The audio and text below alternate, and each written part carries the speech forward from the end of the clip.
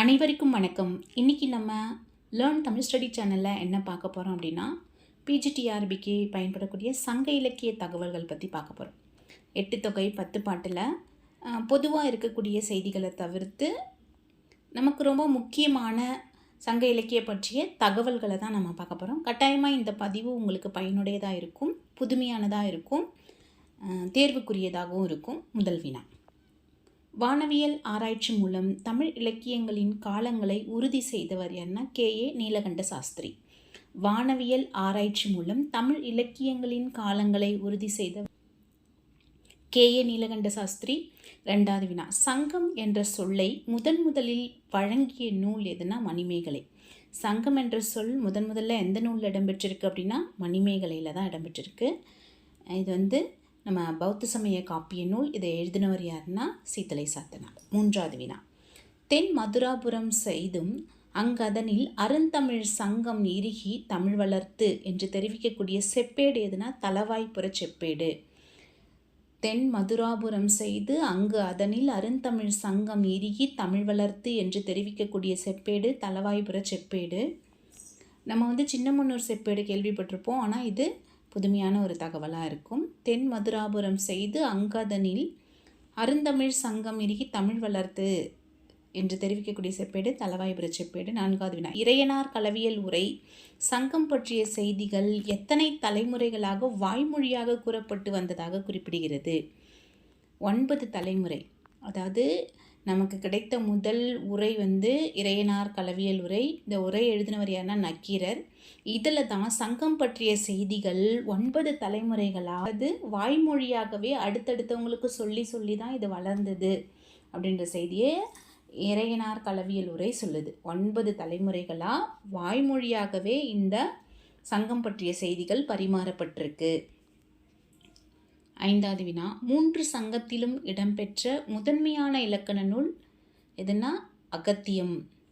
3 சங்கத்திலும் இடம்பெற்ற முதன்மையான இலக்கண நூல் அகத்தியம்.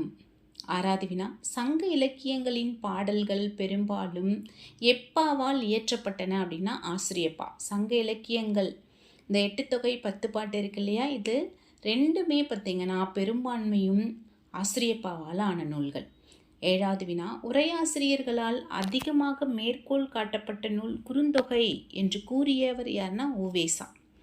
உரையாசிரியர்கள் அதிகமாக எந்த நூலில் மேற்கோள் காட்டியிருப்பாங்கன்னா குறுந்தொகை. அது நமக்கு தெரிஞ்ச விஷயந்தான். இந்த செய்தியை யார் சொல்கிறாங்க அப்படின்னா உவேசா குறிப்பிடுறாரு. 8வது வினா: 80 பாடல்களில் 69 பாடல்கள் பாடான் திணை அமைந்த பாடல்கள் அப்படின்னு சொல்லக்கூடிய நூல் எந்த நூலில் இந்த செய்தி இடம்பெற்றிருக்குன்னா? பதிற்றுப்பத்து. பதிற்றுப்பத்தில் பார்த்தினா 80 பாடல்கள் தான் நமக்கு கிடைக்கும். முதல் 10 இறுதி 10 கிடைக்காது. அப்போ மொத்த பாடல்கள் பார்த்திங்கன்னா 80. அந்த பாடல்கள்லே கிட்டத்தட்ட 69 பாடல்களுக்கு மேலே பார்த்திங்கன்னா பாடான் திணையில் அமைஞ்சிருக்கும். பாடப்படக்கூடிய ஆண்மகனுடைய ஒழுகலாறுகள். அப்போ சேர மன்னர்களுடைய பெருமைகள் இதில் பேசப்பட்டிருக்கும். அப்போ மிகுதியும் பாடான் திணையில் பாடப்பட்ட பாட்டு எதுனா? பதிற்றுப்பத்து. 9வது வினா: பொருட்கலவை என்று அழைக்கப்படக்கூடிய நூல் பரிபாடல். பொருட்கலவை என்று அழைக்கப்படக்கூடிய நூல் பரிபாடல்.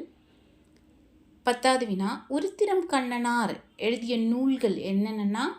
பட்டினப்பாலை, பெருமான் ஆற்றுப்படை. அதாவது கடியலூர் உருத்திரங்கண்ணனார் 10 பாட்டில் 2 நூல்கள் எழுதியிருப்பார்.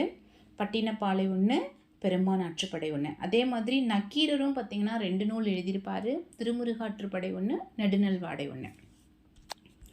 11வது வினா: தை நீராடல் பற்றிய செய்திகள் இடம்பெறும் தொகை நூல்கள்? ஐங்குறுநூறு, கலித்தொகை, பரிபாடல். தை நீராடல் பற்றி சொல்லக்கூடிய 8 தொகை நூல்கள் என்னென்னா?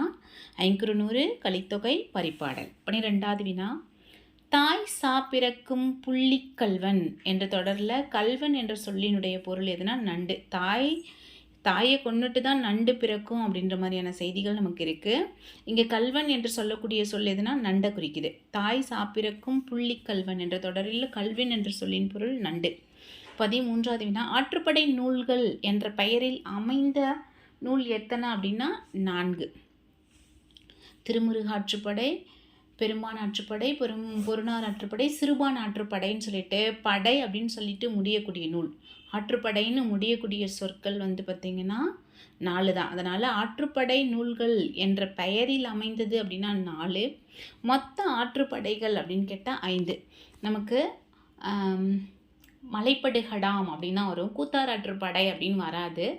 மலைப்படுகடாம் கடாத்தோடு 10 அப்படின்னு தான் அந்த 10 பாட்டு நூல் நமக்கு முடியும். அதனால் இந்த கூத்தாராற்றுப்படையும் சேர்த்தா ஆற்றுப்படைகள் மொத்தம் 5. ஆனால் ஆற்றுப்படை அப்படின்னு சொல்லிட்டு பெயரில் அமைந்த நூல்கள் அப்படின்னு பார்த்தா 4 நூல்கள். கூத்தாராற்றுப்படையினுடைய வேறு பெயர் என்னென்னா மலைப்படுகடாம். 16வது வினா, பிற்கால தூது இலக்கியத்தின் முன்னோடி அல்லது தூது இலக்கியத்தின் வழிகாட்டி என அழைக்கப்படக்கூடிய நூல் எதுனா நற்றிணை. பின்னாடி தூது இலக்கியங்கள் தோன்றுவதற்கு நமக்கு முன்னோடியாக இருக்கக்கூடிய நூல் எதுனா நற்றிணை. இதில் தான் பார்த்திங்கன்னா குருகு, நாரை போன்றவற்றெல்லாம் தூது விடுறது பற்றிய செய்திகள் இடம்பெற்றிருக்கும். 17வது வினா, தலைச்சங்கத்திலும் இடைச்சங்கத்திலும் பாடப்பட்டு மறைந்து போன நூல்களில் பெயராலேயே கடைச்சங்கத்தில் பாடப்பட்ட நூல் எதுனா பரிபாடல் கலித்தொகை. அதாவது தலைச்சங்கத்திலையும் இடைச்சங்கத்திலையும் பாடப்பட்டு மறைஞ்சு போச்சு, இடையில் மறைஞ்சு போய் கடைச்சங்கத்தில் பாடப்பட்ட நூல் இந்த பெரும் பரிபாடலெல்லாம் வரும் இல்லைங்களா. முதற்சங்கம், இந்த தலைச்சங்கம், இடைச்சங்கத்திலலாம் பார்த்தீங்கன்னா அப்போ பரிபாடலும் கலித்தொகையும் தான் இங்கே குறிப்பிடுறாங்க.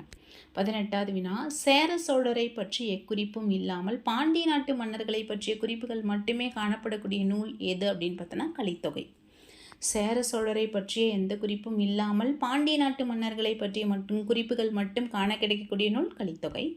19வது வினா, சங்க மண்டபமும் 49 சிலைகளும் இன்று உள்ள கோவில் எதுனா மதுரை சுந்தரேஸ்வரர் கோவில். சங்க மண்டபமும் 49 சிலைகளும் இன்றும் இருக்கக்கூடிய கோவில் எங்கே இருக்குது அப்படின்னா மதுரை சுந்தரேஸ்வரர் கோவிலில் இடம்பெற்றிருக்கு. 20வது வினா, பன்றிப்பத்தர் என்பது எதை குறிக்கும் அப்படின்னா நீரை இறைக்கக்கூடிய கருவி, விவசாயத்துக்கு பயன்படக்கூடிய நீர் இறைக்கக்கூடிய கருவிக்கு பெயர் தான் பன்றிப்பத்தர் அப்படின்றது. இப்போ பன்றிப்பத்தர் என்பது எதை குறிக்கும்? நீர் இறைக்கும் கருவியை குறிக்கும். 21வது வினா, சார் அயர்தல் என்ற சொல்லுக்கான பொருள் என்னென்னா விழா கொண்டாடுதல். சார் அயர்தல் அப்படின்னா விழா கொண்டாடுறதை குறிக்கக்கூடிய சொல். 23வது வினா, 22வது வினா, திருமாவளவன் என அழைக்கப்படும் மன்னன் என்ன? கரிகால் சோழன். திருமாவளவன் என அழைக்கப்படக்கூடிய மன்னன் கரிகால் சோழன். 23வது வினா, வெற்றி வேந்தனால் சிறைப்பிடித்து வரப்பட்ட ஆடல் பாடல் வல்ல பகை நாட்டு பெண்களுக்கு பெயர் என்னன்னா கொண்டி மகளிர். இப்படி ஆணரைகளை கவர்ற மாதிரி பார்த்தீங்கன்னா பகை நாட்டில் இருக்கக்கூடிய, அதாவது வெற்றி வேந்தனால் சிறைப்பிடித்து வரப்படும், வெற்றி பெற்ற ஒரு வேந்தன் ஆடல் பாடல் மகளிரையும் என்ன பண்ணிடுவான்னா சிறை பிடிச்சிட்டு வருவான். அதுக்கு பேர் என்ன? அவங்களுக்கு பெயர் கொண்டி மகளிர். வெற்றி பெற்ற வேந்தனால் சிறைப்பிடித்து வரப்படும் ஆடல் பாடல் வல்ல பகை நாட்டு பெண்களுக்கு பெயர் என்னன்னா கொண்டி மகளிர். 24வது வினா, மணல்ல சிறுவர்கள் வீடோ அல்லது பாவை பொம்மைகளை செய்தோ விளையாடக்கூடிய விளையாட்டுக்கு பெயர் ஓரையாடுதல். இதையே பார்த்திங்கன்னா இந்த நண்டு, தேள் இதெல்லாம் கோல் கொண்டு அழைத்தல், அதாவது கோலை வச்சுக்கிட்டு அந்த நண்டு, தேள் இதையெல்லாம் என்ன பண்ணுறதுன்னா குச்சாலை தள்ளி தள்ளி விளையாடுறதுக்கு பேரும் ஓரையாடுதல் சொல்லுவாங்க. அப்போ சிறு வீடு கட்டுறது, பாவை பொம்மைகளை செய்து விளையாடுறது, இதுக்கெல்லாம் பேர் ஓரையாடுதல். 25வது வினா, பாண்டிய கபாடம் என்று கபாடபுரத்தை சொன்னவர் சாணக்கியர். பாண்டிய கபாடம் என்று கபாடபுரத்தை குறிப்பிட்டவர் சாணக்கியர். அப்போ இந்த பகுதியில் பார்த்திங்கன்னா நம்ம சங்க இலக்கியங்கள் தொடர்பான புதுமையான 25 வினாக்கள் பார்த்தோம். கட்டாயமாக இந்த வினாக்கள் உங்களுக்கு பிடிச்சிருக்குன்னு நினைக்கிறேன். நன்றி, வணக்கம். பிடிச்சிருந்தா நம்ம லேர்ன் தமிழ் ஸ்டடி சேனலை சப்ஸ்கிரைப் பண்ணிக்கோங்க. இதுக்கு முன்னாடியே பார்த்திங்கன்னா சங்க இலக்கியங்கள் குறித்த மேலும் பல தகவல்கள் ஒவ்வொரு நூல் குறித்துமே இருக்குது. 8 தொகையில் ஒவ்வொரு நூல் பற்றினும் 10 பாட்டுலேயும் பார்த்திங்கன்னா ஒவ்வொரு நூல் சார்ந்த முழுமையான வினாக்கள் இருக்குது. நீங்கள் தொடர்ந்து பார்த்துக்கிட்டே இருந்தீங்கன்னா பிளேலிஸ்ட்டுக்கு போனால் கூட நம்ம தனித்தனி வீடியோக்களை எடுத்து நீங்கள் பயன்பெறலாம். நன்றி, வணக்கம். மீண்டும் நம்ம அடுத்த பதிவில் சந்திக்கலாம்.